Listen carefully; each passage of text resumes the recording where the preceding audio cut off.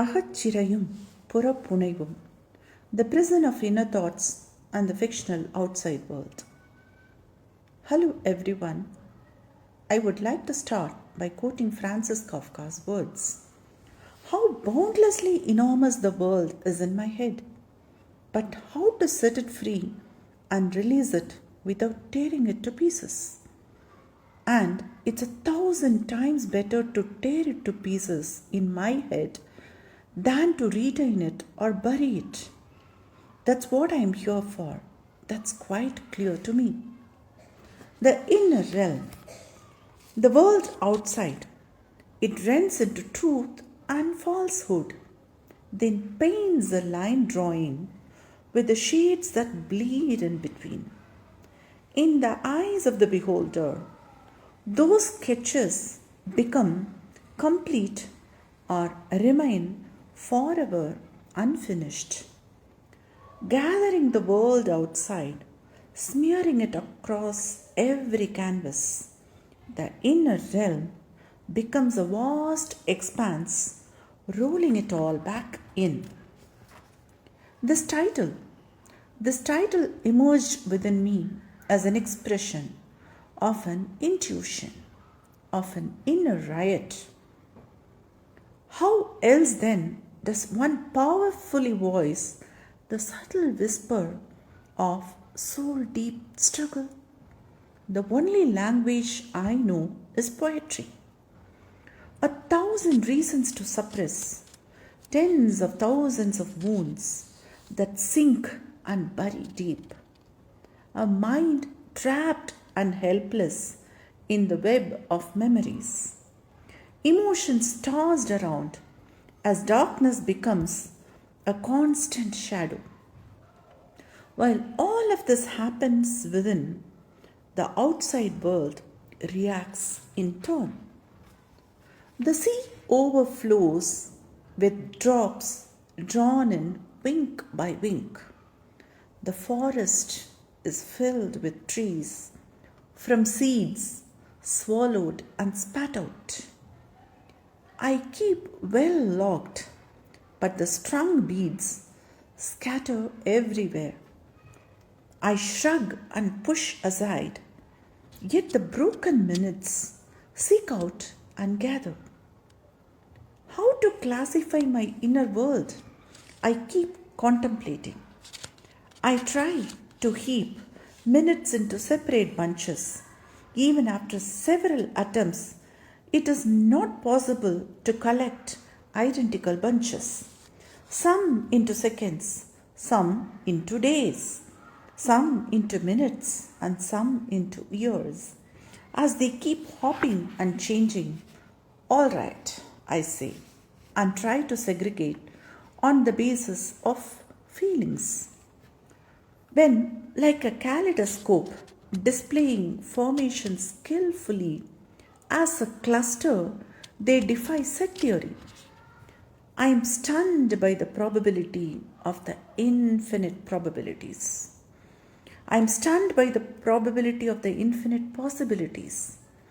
On the other hand, the mind, wandering wild, wearing many masks, rehearsing its roles to put itself on display.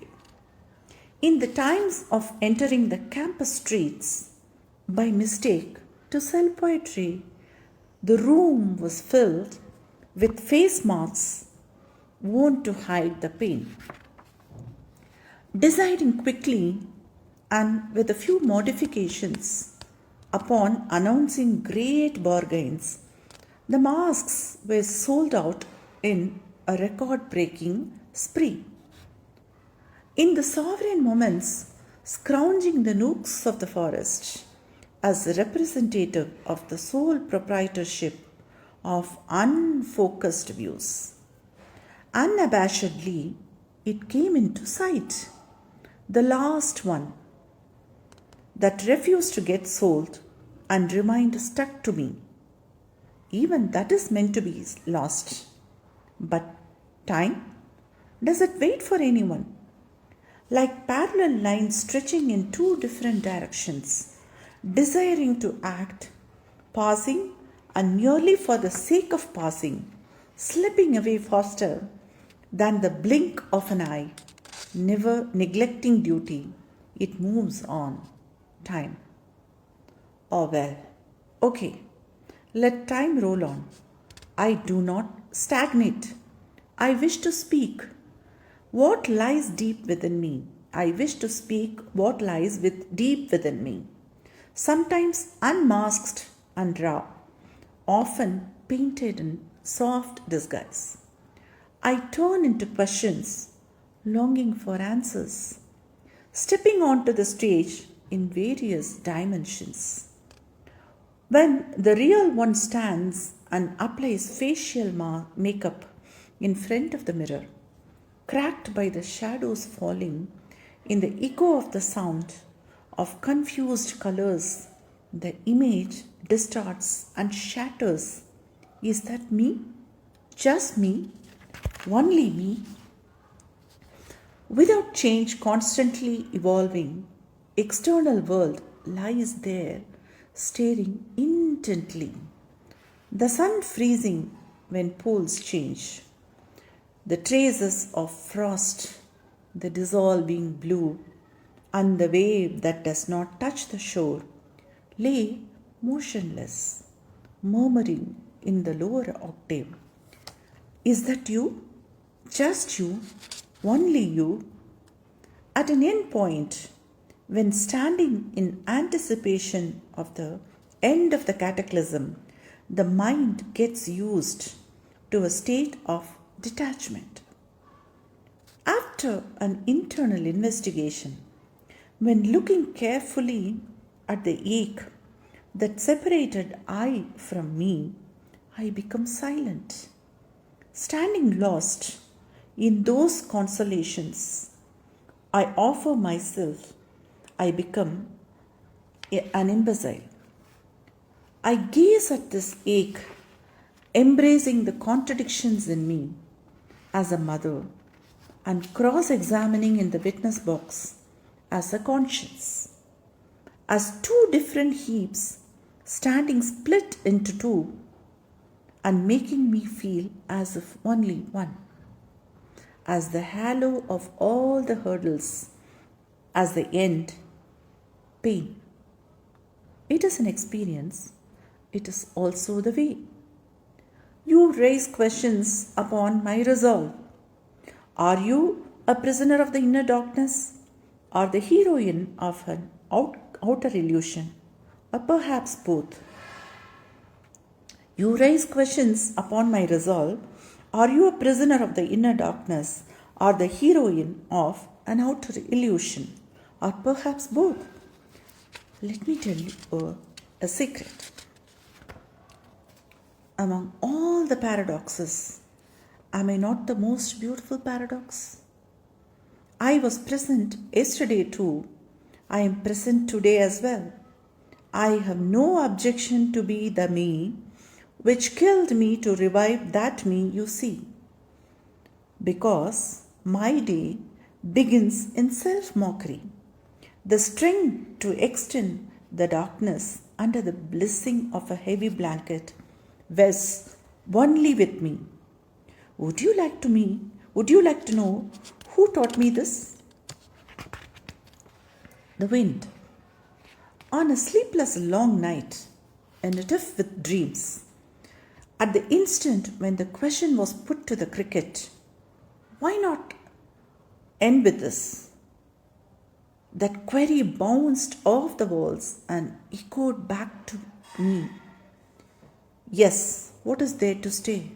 It can be ended.